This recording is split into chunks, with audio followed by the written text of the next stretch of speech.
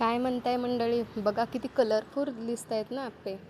असे आप्पे बघून कोण म्हणेल की मला आप्पे आवडत नाही. तर असे रंगबेरंगी आप्पे करून दिले तर न आवडणारेही खातील आणि लहान मुलांना पण खूप छान रेसिपी आहे. तर चला, तर आपण जास्त प्रमाणात एक मोठी वाटी तांदूळ घेतलेले आहे.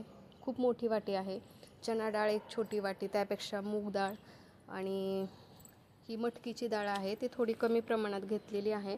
आणि उडीद डाळ अगदी थोडीशी टाकायची आहे, फक्त आंबवण्याची प्रक्रिया होण्यासाठी टाकलेली आहे. आणि थोडीशी मी मसुराची डाळ पण टाकलेली आहे. आता काय करायचं आहे, डाळी स्वच्छ धुवून घ्यायच्या, तांदूळ स्वच्छ धुवून घ्यायचे आणि हे दोन्ही वेगळे वेगळे भिजायला घालायचे, एकत्र नाही टाकणार आहेत आपण.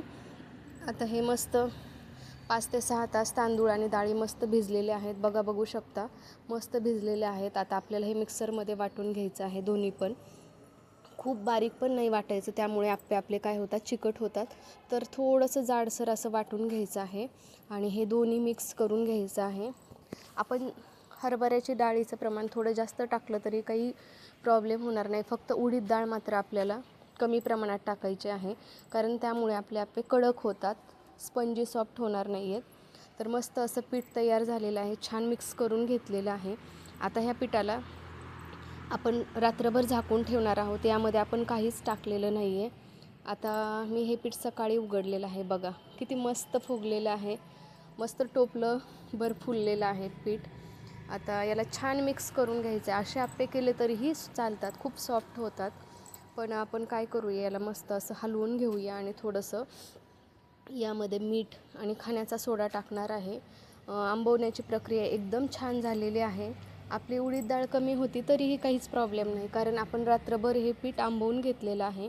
तर आता यामध्ये आपल्याला काय करायचं आहे, आवश्यकतेनुसार खाण्याचा सोडा आणि मीठ टाकायचं आहे. खाण्याचा सोडा बघू शकता, एक चिमूटभर जरी टाकला तरी चालतो, कारण ऑलरेडी आपलं पीठ खूप फुगलेलं आहे.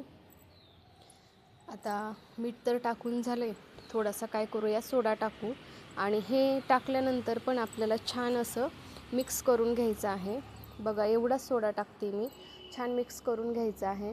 तुम्ही जर या चॅनलवर नवीन असाल तर अशाच घरगुती साध्या सोप्या घरातील साहित्यातून बनणाऱ्या रेसिपी बघण्यासाठी तुम्ही जावांच्या किचनला सबस्क्राईब करून घ्या.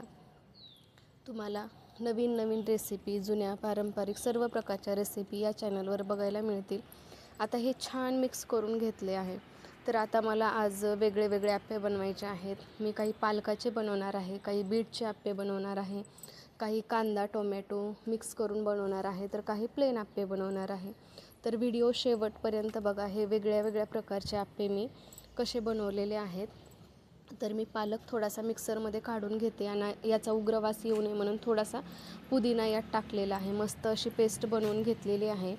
आता हे सर्व पीठ मी मिक्स करून घेतलं. या पिठामध्ये काही पीठ वेगळं करणार आहे. आता थोडंसं पीठ मी वाटीत घेऊन त्यामध्ये काढलेला पालक आणि पुदिन्याची पेस्ट टाकलेली आहे. छान मिक्स करून घ्यायचं आहे.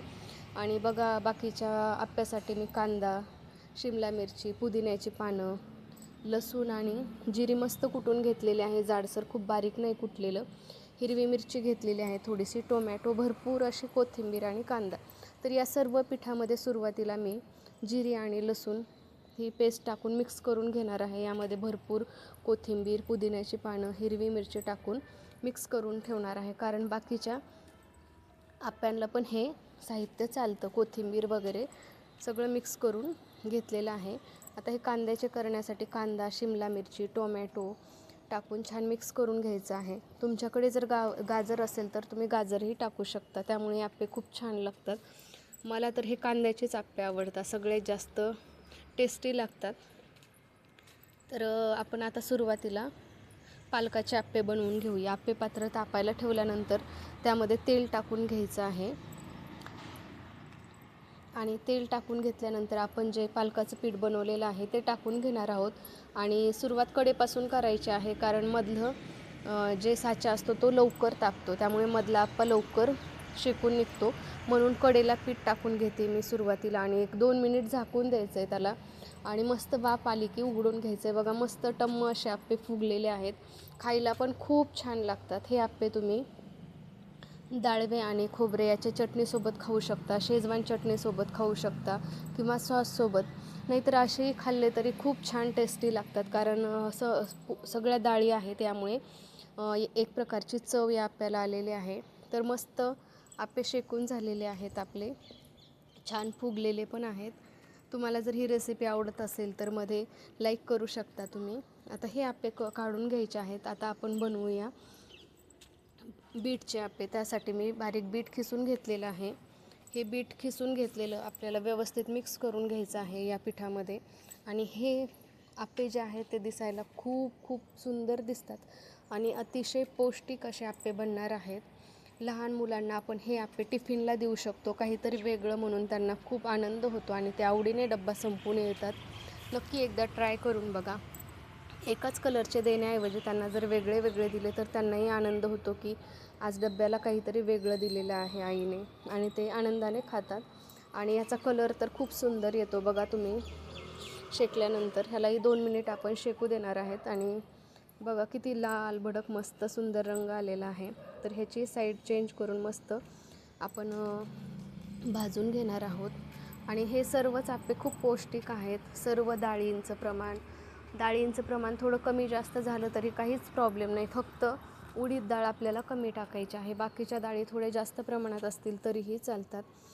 चणा डाळ जेवढी जास्त टाकू तेवढं चालेल. चणा डाळ आपण जेवढे तांदूळ घेतो त्याच्या निम्मी चणा डाळ घ्यायची आहे. जर 1 वाटी तांदूळ असतील तर अर्धी वाटी आपण चणा डाळ घेऊ शकतो. आता हे माझ्या आवडीचे कांदा टोमॅटोचे आप्पे बनवून घेणार आहे मी. तुम्हाला यातील कोणते आप्पे सर्वात जास्त आवडले हे कमेंट करून सांगायला विसरू नका. आणि कोणते खायला आवडतात हे पण कमेंट करून सांगा. आता हे पण आप्पे मस्त शेकून झालेले आहेत. साईड चेंज करून घेऊया ह्याची. आता काही प्लेन आप्पे पण करायचे आहेत, कारण घरामध्ये जेवढ्या व्यक्ती तेवढ्या त्यांच्या खाण्याच्या आवडीनिवडी वेगळ्या वेगळ्या असतात.